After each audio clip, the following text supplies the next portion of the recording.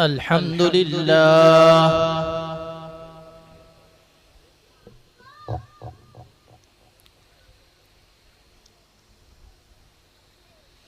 الحمد لله نحمده ونستعينه ونستغفره ونؤمن به ونتوكل عليه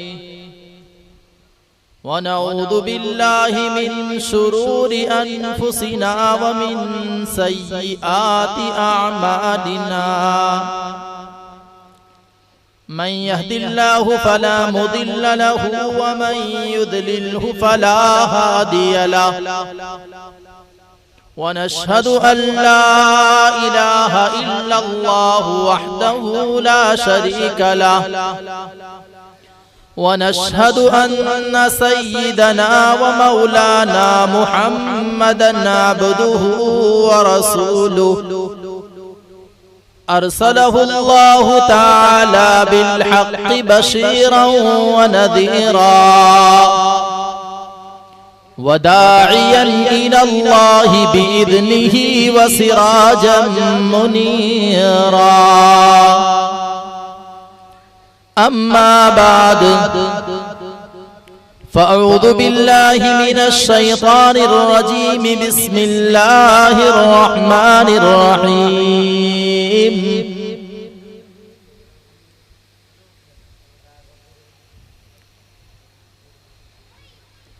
كل نفس ذائقة الموت صدق الله العظيم وقال النبي صلى الله تعالى عليه وسلم الموت جسر يوصل الحبيب إلى الحبيب أو كما قال عليه الصلاة والتسليم اللهم صل على سيدنا محمد وعلى آل سيدنا محمد وبارك وسلم اللهم صل على سيدنا محمد وعلى آل سيدنا محمد وبارك وسلم اللهم صل على سيدنا محمد وعلى آل سيدنا محمد وبارك وسلم محترم حاضرین، مکرم سامعین، برادران صالحین، پس پردہ بیٹھی ہوئی عزت مآب خواتین، عزیز دوستوں اور پیارے بچوں، میں نے قرآن مقدس کی آیت مقدسہ تلاوت کی ہے جس کا صاف اور سیدھا سا ترجمہ یہ ہے کہ ہر جاندار کو مرنا ہے، ہر جاندار کو موت کا مزہ چکھنا ہے۔ یہ دنیا جی لگانے کی جگہ نہیں ہے، جگہ جی لگانے کی دنیا نہیں ہے، یہ عبرت کی جا ہے، تماشا نہیں ہے۔ یہ دنیا چند دن کی ہے، فانی ہے، ختم ہونے والی ہے۔ جو آیا ہے اس کو ایک دن جانا ہے، آیا ہی ہے جانے کے لیے، اور کیوں نہ ہو یہ گھر ہمارا نہیں ہے۔ گھر تو ہمارا وہ ہے جس گھر میں ہم کو ہمارے باپ نے بنایا ہے، وہ گھر ہمارا ہے۔ ہمارا گھر یہ نہیں ہے۔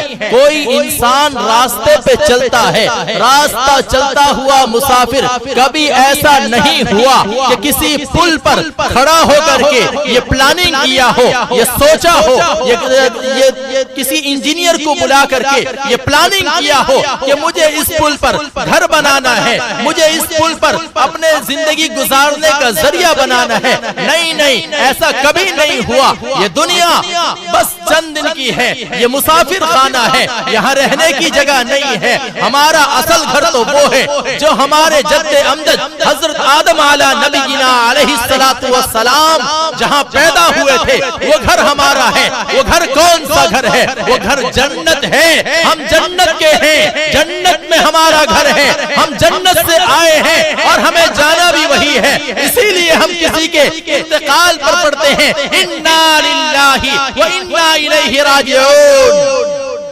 ہم اللہ کے ہیں اور اللہ ہی کی طرف ہمیں لوٹ کر جانا ہے. یہ گھر، یہ مکان، یہ زمین، یہ جائیداد، یہ عہدے، یہ کرسیاں، یہ ڈگریاں، یہ بلڈنگیں، یہ گاڑیاں، یہ ساری عیش آرائش کے سامان، یہ سب کے سب ختم ہونے والے ہیں. میرے بھائیوں، دوستوں اور بزرگوں، یہ موت ایک ایسی اٹل حقیقت ہے جس کا اقرار کسی مذہب والا نے نہیں چھوڑا. ہر ایک نے اقرار کیا ہے. ہر ایک کو اس بات کا، چاہے وہ مسلمان ہو، چاہے وہ کافر ہو، کرسچین ہو، بدھسٹ ہو، کسی مذہب کا ماننے والا ہو، کسی دیش میں رہنے والا ہو، کسی رنگ کا رکھنے والا ہو، کسی زبان کا بولنے والا ہو، کہیں کا رہنے والا ہو، کیسی زبان میں رہنے والا ہو، اگر وہ شاہی محلوں میں رہتا ہے، وَلَوْ كُنْتُمْ فِي بُرُوجٍ مُشَيَّدَةٍ، عالیشان بلڈنگ میں رہنے والا ہے. اللہ کی کتاب کہتی ہے اسے مرنا ایک دن ضرور ہے، وہ مر کے رہے گا. میرے بھائیو، بزرگو، دوستو، اگر کوئی موت سے بچ سکتا تھا، اگر کسی کو موت سے چھٹکارا مل سکتی تھی، اگر مال کی بنیاد پر کوئی بچ سکتا تھا تو قارون سے زیادہ مال تمہارے پاس نہیں ہے. اگر حسن کی وجہ سے اگر کوئی بچ سکتا تھا، ملک الموت سے چھٹکارا پا سکتا تھا، تو یوسف علیہ السلام سے زیادہ خوبصورتی تم میں نہیں ہے.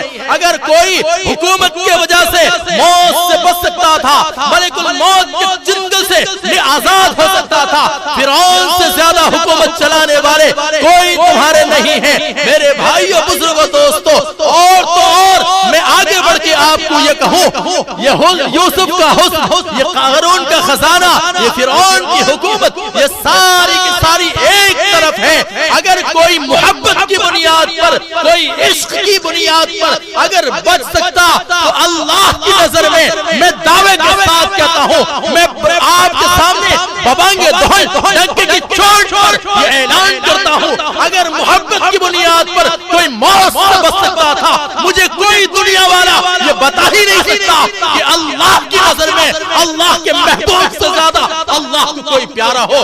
مگر اللہ نے اپنے نبی اور لاتے جگر، نور نظر، مدنی تاجدار، ہم غریبوں کے غمگسار، سید ابرار و اخیار، شہنشاہ ذی وقار، گلشن ہستی کے اولین بہار، انیس الغریبین، مراد المستاقین، جان عالمین، شان قبلہ و کعبہ، خواجہ کونین، احمد مصطفیٰ، رسول مرتضیٰ، محمد مصطفیٰ صلی اللہ علیہ وسلم کو بھی اس دنیا سے اٹھا لیا ہے. یہ چہ جائے کہ وہ قبر میں زندہ ہے. موت کے چنگل سے کسی کو آزادی نہیں ہے، ہر ایک کو مرنا ہے. اگر تم مضبوط قلعوں کے اندر بند ہو جاؤ، پھر بھی تمہیں موت کا مزہ چکھنا ہے.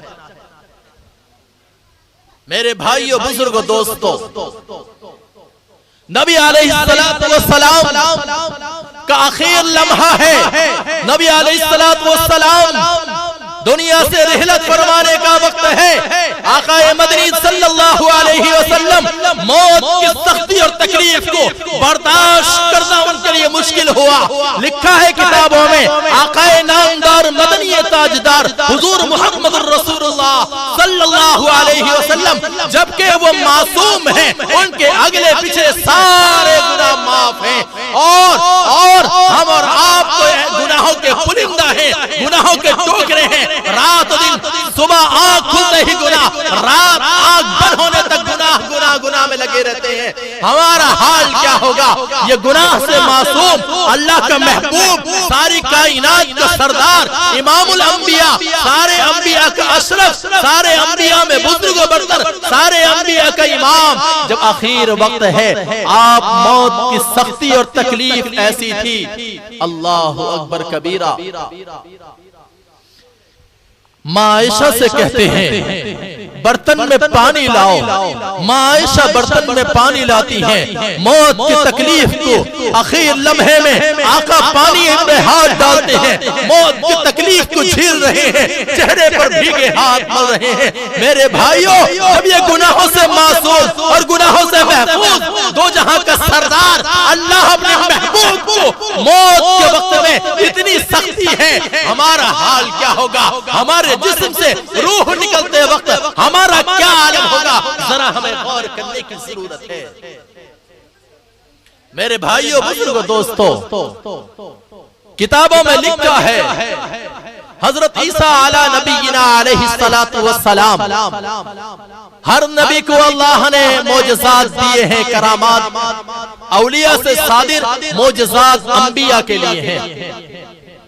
मूसा अलैहिस्सलातु वस्सलाम को अल्लाह ने आसा और लट्ठी दिया, जब उससे चाहते टेक लगाते, पूछा वमा तिल्का बियमीनिका या मूसा, मूसा तुम इस लट्ठी से क्या करते हो? क़ाल हिया आसाया, ये मेरी लाठी है, अतवक्कउ अलैहा, मैं उससे टेक लगाता हूँ। व अहुस्सु बिहा अला गनमी, मैं इस लट्ठी के जरिया पत्थर झड़ाता हूँ और अपनी बकरियों को खिलाता हूँ। वलिया फीहा मआरिब उखरा, और इस लट्ठी के जरिया मैं और बहुत सारे काम लेता हूँ। ये मूसा अलैहिस्सलातु वस्सलाम को अल्लाह ने मोजज़े में लट्ठी दे रखी थी। उसी लट्ठी के जरिया जब हजरत मूसा अला नबीना अलैहिस्सलातु वस्सलाम के सामने फिरौन टक्कर में आया, और एक तरफ फिरौन खुदाई का दावा करने वाला और एक तरफ अल्लाह का नबी मूसा अलैहिस्सलातु वस्सलाम है। अल्लाहु अकबर कबीरा। घबराया नहीं। मूसा अलैहिस्सलातु वस्सलाम से फिरौन ने कहा, मूसा अगर तुम सच्चे नबी हो आ जाओ, मेरा मुकाबला करो। अब उनके मुकाबले के लिए फिरौन ने सारे जादूगरों को बुला लिया। अब सारे जादूगर जमा हो गए हैं। ऐसे हालत में मूसा अलैहिस्सलातु वस्सलाम आए। सारे जादूगर रस्सी लेकर आए थे, अब सारा रस्सी छोड़े हैं। अब वो रस्सी सारा का सारा अज़धा बन के चलने लगा। मूसा घबरा गए, कहने लगे अल्लाह ये क्या माजरा है, क्या होगा? मूसा अलैहिस्सलातु वस्सलाम को अल्लाह ने कहा, मूसा अपने आसा को छोड़ दे जमीन पर। जो ही मूसा अलैहिस्सलातु वस्सलाम ने अपने आसा और लट्ठी को जमीन पर डाल दिया है, अब वो मूसा अलैहिस्सलाम की लाठी भी अज़धा बन करके सारे जादूगरों को सांप को निगल दिया। जब निगल दिया वो सारे के सारे सजदे में पड़ गए जादूगर।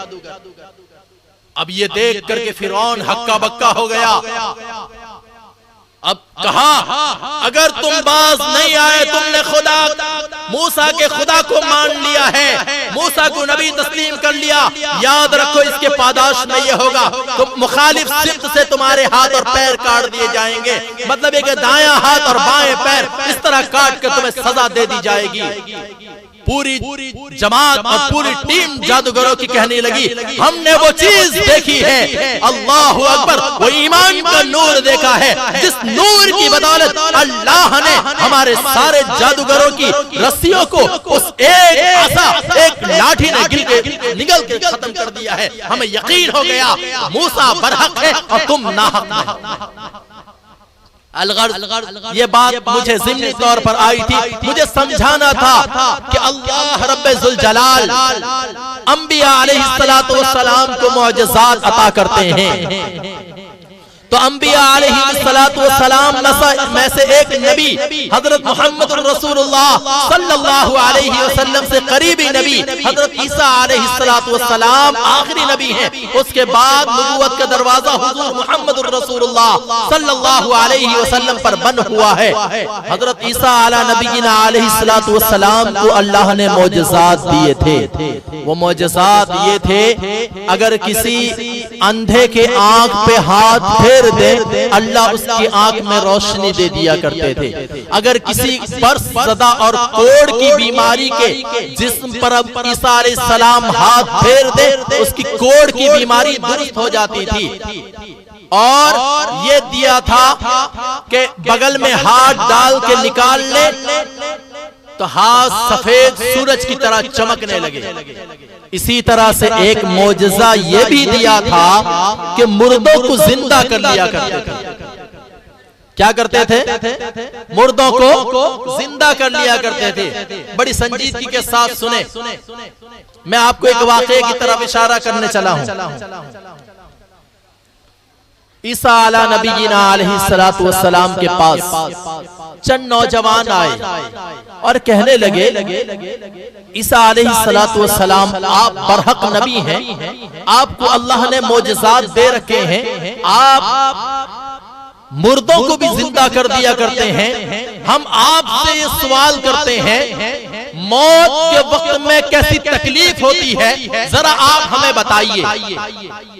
ارے بھائی یہ بڑی عجیب بات ہے، موت کے وقت میں تکلیف کیسی ہو یہ بتائے گا کون؟ جو موت کے گھاٹ اترا ہو وہی بتائے گا، اور جو موت کے گھاٹ اتر گئے وہ بتائے گا کیسے؟ اور حضرت عیسیٰ علیہ السلام سے سوال ہے، انہیں تو موت کے گھاٹ اترنا نہیں تھا، وقت ہوا نہیں تھا، وہ کیسے بتاتے موت کی سختی کو؟ اللہ نے معجزات دے رکھے تھے، چند نوجوان کی فرمائش تھی، تو حضرت عیسیٰ علیہ نبینا علیہ السلام ان کی فرمائش کو سننے کے بعد قبرستان گئے۔ سننا میرے بھائیو، دینی ایمانی بھائیو، قبرستان گئے ہیں حضرت عیسیٰ علیہ نبینا علیہ السلام، ایک قبر کے سامنے کھڑے ہوئے اور کہا قم باذن اللہ، کھڑا ہو جا اللہ کے حکم سے۔ قبر سے ایک مردہ جھرجھری لیتا ہوا، بدن ہاتھ جھاڑتا ہوا کھڑا ہو گیا اور پوچھا کیا ہوا؟ قیامت آ گئی؟ کیا ہوا؟ کیا ماجرا پیش آ گیا؟ حضرت عیسیٰ علیہ السلام کہنے لگے ہاں قیامت تو نہیں آئی ہے، ہم جانتے ہیں کہ قیامت تک تمہیں دوبارہ زندہ ہونا تھا، اس پر تمہارا ایمان ہے، والبعث بعد الموت، مجمل ایمان مفصل پر ہم پڑھتے ہیں موت کے بعد دوبارہ زندگی جو ملے گی میدان محشر میں کھڑا ہونے کے لیے ہوگا۔ مگر ذرا ٹھہرو تو صحیح، یہ چند نوجوان ہیں جنہوں نے مجھ سے درخواست کی موت کے وقت کیسی تکلیف ہوتی ہے، ذرا وہ تکلیف آپ بتائیں۔ سنیں گے کیسی تکلیف ہوتی ہے؟ بتاؤں آپ کو، کتابوں میں لکھی ہے یہ بات کہ موت کے وقت کی تکلیف کو بتاتے ہوئے کہنے لگے کہ دیکھو سامنے زندہ جانور ہے، گائے ہو، بیل ہو، بھینس ہو، بکری ہو، زندہ جانور سامنے ہے، زندہ جانور کے جسم سے چمڑی کو جیسے نوچ کے نکالا جائے، ادھیڑ کے نکالا جائے، اس وقت اس جانور کو جتنی تکلیف ہوگی اس سے کہیں زیادہ سخت تکلیف انسان کے جسم سے روح نکالتے وقت ہوتی ہے۔ اللہ ہے ہم اور آپ جانور کے جسم سے کھال نکالتے ہوئے دیکھتے آ رہے ہیں، عام دنوں میں اگر نہیں ہے تو کم از کم عید الاضحیٰ کے موقع پر آپ نے دیکھا ہوگا۔ کبھی ایسا ہوا کہ زندہ جانور کے جسم سے کھال اور چمڑی کو ادھیڑ کے نچوڑ کے جھنجھوڑ کے نکالا گیا ہو؟ نہیں، ایسا نہیں ہوا، جبکہ علماء کرام اور شریعت محمدی یہ بتاتی ہے نہیں، ایسے چمڑی ادھیڑ کے نکالا نہیں جاتا۔ شریعت یہ بتاتی ہے، شریعت محمدی یہ کہلاتی ہے کہ نہیں، جانور کو اچھی طرح سے ذبح کرو، ذبح کرنے سے پہلے اس کے پیروں کو اچھی طرح سے باندھ دو تاکہ تکلیف میں پھڑپڑاہٹ اور تھپڑا زیادہ نہ ہو، اچھی طرح سے اس کے پیر کو باندھو۔ پھر شریعت یہ کہتی ہے تیز چھری لاؤ تاکہ کردرا اور دھتوڑا چھری ہو، تو چلنے میں دیر لگے اور جانور کو تکلیف ہو، کاٹتے وقت بھی تکلیف برداشت نہیں ہے۔ میرے بھائیو، بزرگوں، دوستو، اب تیز چھری لا کر کے ذبح کیا جاتا ہے۔ ذبح کرنے کے بعد علماء یہ بتاتے ہیں جب تک جانور ٹھنڈا نہ ہو اس وقت اس کے جسم سے کھال نہ نکالا جائے۔ میرے بھائیو، بزرگوں، دوستو، اور کھال نکالتے ہوئے بھی تقریباً گھنٹوں لگ جاتے ہیں، مگر زندہ جانور کے جسم سے کھال نکالتے وقت جیسی تکلیف ہوتی ہے انسان کے جسم سے جس وقت ملک الموت روح نکالتے ہیں اس وقت اتنی تکلیف ہوتی ہے، اس سے کہیں زیادہ تکلیف ہوتی ہے۔ اللہ ہم سب کی حفاظت فرمائے، اللہ ہم سب کی حفاظت فرمائے۔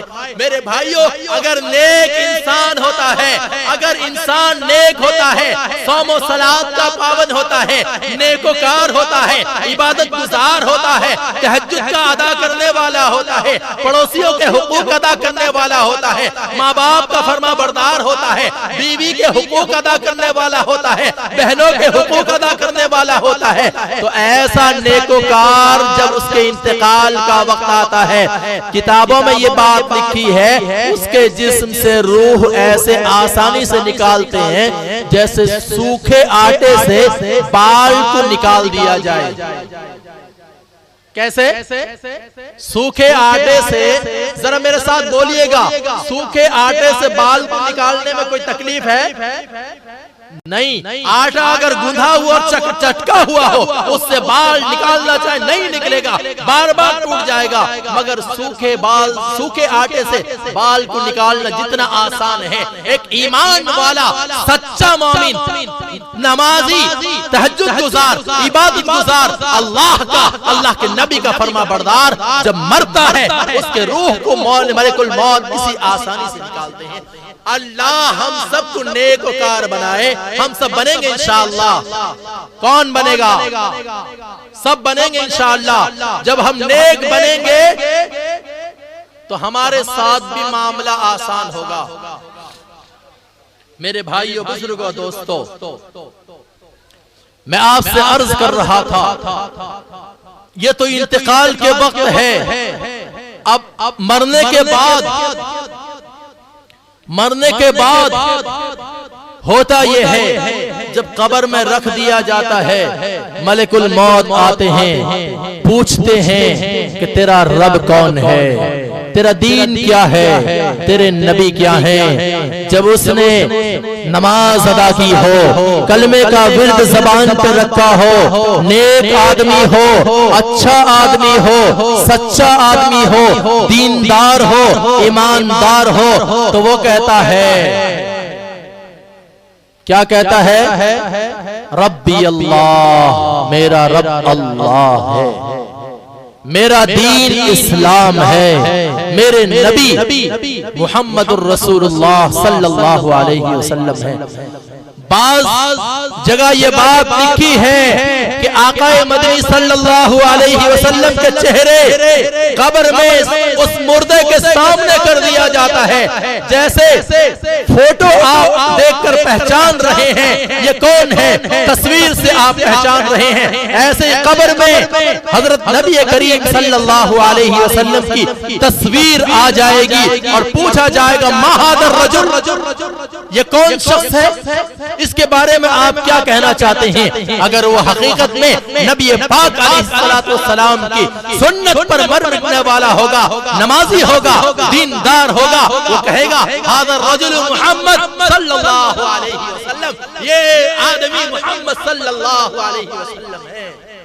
میرے بھائیو، بزرگوں، دوستو، میرے دینی اور ایمانی بھائیو، میں عرض کر رہا تھا کہ موت ایک اٹل حقیقت ہے۔ اگر کسی پاگل کو بھی کہہ دو نا تجھے مرنا ہے، کہہ دو تجھے مرنا ہے، کچھ نہیں، ڈھیلا اٹھا کے پھینک کے آپ کا سر کاڑا کر دے گا، سر پھوڑ دے گا۔ وہ جانتا ہے دنیا میں سب کچھ ہو سکتا ہے، لیکن موت ایسا کڑوا گھونٹ نہیں پی سکتا۔ موت سے ہر ایک بھاگتا ہے، مگر کہاں بھاگے گا، کہاں تک تو بھاگ کر جائے گا۔ کسی نے کہا بھاگ کے جانے کے سلسلے سے اللہ اپنی کتاب میں کہتے ہیں، قرآن پاک میں سورہ رحمان کے اندر ہے، ان تنفذوا من اقطار السماوات والارض فانفذوا، تم بھاگنا چاہتے ہو، جاؤ جاؤ جاؤ بھاگو، ان تنفذوا من اقطار السماوات والارض، زمین اور آسمان سے باہر نکل جاؤ، میرے حدود سے نکل جاؤ۔ ما تنفذون الا بسلطان، تم جہاں بھی جاؤ وہاں میری خدائی ہوگی، میری خدائی سے تم باہر نہیں نکل سکتے۔ جب باہر نہیں نکل سکتے تو ہم اس خدا کو ناراض کیوں کریں گے؟ ایک بہت بڑے اللہ کے ولی تھے، انہوں نے اپنے مریدین کا امتحان لیا، اپنے مریدین کے امتحان کے لیے کہا بھائی سب ایک ایک جانور لے کے جاؤ، مثال کے طور پر مرغی لے کر کے جاؤ اور ذبح کر کے لے کے آؤ۔ سارے مرغی لیے، چھری لیے اور ذبح کرنے کے لیے جانے لگے۔ شیخ صاحب، پیر صاحب کہنے لگے ہاں یہ بات ضروری ہے، سننا ذرا دھیان سے کہ تم ذبح کرو ایسی جگہ جہاں تمہیں کوئی نہ دیکھتا ہو۔ تو کوئی گیا دیوار کے پیچھے، کوئی گیا درخت کے پیچھے، کوئی گیا گھر بن کر کے، کوئی اور کہیں، کوئی اور کہیں، سارے ذبح کر کے آ گئے، مگر ایک صاحب ان میں تھے جو ایسے ہی مرغی پکڑ کے لے کے آ گئے، چھری بھی ہاتھ میں ہے اور مرغی بھی ہے، زندہ سلامت ہے۔ سب کہنے لگے یہ کیسے ہیں، ان کو کوئی جگہ ہی نہیں ملی کہ جب ذبح کریں، جہاں کوئی دیکھتا ہو ان کو موقع ہی نہیں ملا، جہاں گئے تم کو کوئی نہ کوئی دیکھتا تھا۔ اب امتحان کا وقت تھا، شیخ کے سارے مرید تھے، شیخ اپنے مرید کا امتحان لے رہے تھے، کون ولایت میں کامل ہے، کون پکا ایمان والا ہے، کون حقیقت میں اپنے دل کے اندر اللہ کو بسایا ہوا ہے۔ یہ شیخ اپنے پیر، اپنے شاگرد اور اپنے مریدین کے دلوں کے اندر جھانک کر دیکھنا چاہتے تھے وہ کون ہے جس کے دل کے اندر خوف خدا بیٹھا ہوا ہے۔ اللہ اکبر کبیرہ، اتق اللہ حیث ما کنت، تم جہاں بھی رہو اللہ سے ڈرتے رہا کرو، یہ حدیث پاک ہے۔ اب حضرت امتحان لینے کے لیے سب کو بھیج دیے، سب ذبح کر کے آئے، ایک صاحب مرغی اور چھری واپس لے کے آ گئے۔ حضرت نے سب سے پوچھا ذبح ہو گیا؟ کہاں ہاں ذبح۔ کہاں ذبح کیا؟ دیوار کے پیچھے، دروازے کے آڑ میں، درخت کے آڑ میں، بند کمرے میں، اندھیری رات میں، سارے کے سارے گنوا دیے۔ جو صاحب نہیں لائے تھے اب ان کی باری آئی، سارے لوگ ہنسنے کے لیے تیار ہیں۔ اب ان سے پوچھا جائے گا کہ تمہیں کوئی ذبح کرنے کی جگہ نہیں ملی۔ اب جب حضرت نے پوچھا او پیارے تم نے ذبح کیوں نہیں کیا، کیا تمہیں کوئی جگہ نہیں ملی؟ کہنے لگے حضرت میں جہاں گیا مجھے دیکھتا رہا، میں جہاں گیا مجھے کوئی دیکھتا رہا، اب میں کہاں جاؤں، جہاں سے جہاں تک گیا مجھے دیکھنے والے ملے۔ کہنے لگے کون دیکھتا تھا؟ کہنے لگے دیوار کی آڑ میں گیا، ذبح کرنا سوچا، مگر میرے دل نے یہ کہا کوئی تو نہیں دیکھ رہا ہے، اللہ دیکھ رہا ہے۔ میں درخت کے آڑ میں گیا، ذبح کرنا سوچا، جیسے ہی چھری ہاتھ پہ لیا ہوں میرے دل نے کہا کیا کوئی نہیں ہے یہاں، اللہ تو ہے۔ حضرت جہاں جہاں میں گیا وہاں مجھے اللہ ملے ہیں، اب میں اسی لیے واپس لے آیا ہوں، یہ میری مجبوری تھی، میں ذبح کر نہیں پایا۔ میرے بھائیو، بزرگوں، دوستو، یہ ہے خوف خدا، یہ ہے خوف خدا۔ جہاں جہاں پر پہنچے ہیں وہاں اللہ ان کو نظر آیا ہے، اسی لیے ہمیں ضرورت اس بات کی ہے اتق اللہ حیث ما کنت، کہ تم جہاں بھی رہو اللہ کا خوف تمہارے دل کے اندر ہو۔ تمہیں یہ تصور کرو، نماز ہم پڑھ رہے ہیں اور آقا مدنی صلی اللہ علیہ وسلم نے فرمایا نماز ایسے حالت میں پڑھو کہ تم اللہ کو دیکھ رہے ہو۔ اگر یہ دھیان نہ آئے تو کم از کم یہ دھیان کرو اللہ تو دیکھ رہا ہے۔ ارے بھائی اللہ دیکھتا نہیں دیکھتا؟ اگر تمہاری نگاہ، تمہارے عقل، تمہارے دماغ میں یہ بات نہ آ سکے کہ تم اللہ کو دیکھنے کی صلاحیت رکھتے ہو، تمہارا دماغ اتنا پاورفل اور تقوی طہارت میں اتنا خالص ہو گیا، نہیں دیکھ سکتے، نہیں تصور کر سکتے، نہیں سوچ سکتے، کم از کم اتنا تو ایک چھوٹا سا بچہ بھی سوچ سکتا ہے میرا اللہ مجھے دیکھتا ہے۔ جب یہ تصور سے آدمی کھڑا ہوگا پھر اس کی نماز کے اندر جان پیدا ہوگی۔ اللہ اکبر کبیرہ، نماز اس دھیان سے پڑھا جائے کہ ہم نماز کی نیت باندھیں، سوچیں پیچھے ملک الموت ہے، پیچھے ملک الموت ہے، اور دائیں کندھے بائیں کندھے پر فرشتے بیٹھے ہوئے ہیں نامہ اعمال لکھنے کے لیے، اور یہ تصور کرے میری زندگی کی یہ آخری نماز ہے، شاید اس کے بعد نصیب ہو یا نہ ہو۔ اللہ اکبر کہہ کر نیت باندھے۔ جب اس دھیان سے آدمی نیت باندھے گا، میں 100% آپ سے کہتا ہوں آپ کی سوچ نماز سے باہر نہیں جائے گی، دھیان آپ کا نماز میں، آپ کا تصور نماز میں جمے گا۔ میرے بھائیو بزرگو دوستو، میں عرض کر رہا تھا آگے چل کے آپ کو یہ کہوں، ہر عمل کے بعد چاہے وہ روزہ ہو، نماز ہو، ذکر ہو، تلاوت ہو، ہر نیک عمل کے بعد اللہ کہتے ہیں خوف خدا پیدا ہوا یا نہیں ہوا؟ رمضان کا تذکرہ اللہ قرآن میں کیے، شہر رمضان الذی انزل فیہ القرآن، اور ایک جگہ کیے کتب علیکم الصیام کما کتب علی الذین من قبلکم، آگے کہتے ہیں لعلکم تتقون، یہ روزہ جو فرض کیا گیا تاکہ تمہارے دل کے اندر خوف خدا آ جائے۔ ہر عمل کے بعد ہمیں ہر عمل کو ڈرتے ہوئے کرنا ہے، اور ڈرتے ڈرتے کرنا ہے، اور کر کے بھی ڈرنا ہے کہ اللہ کے یہاں قبول ہے یا نہیں۔ کریں گے انشاءاللہ۔ میں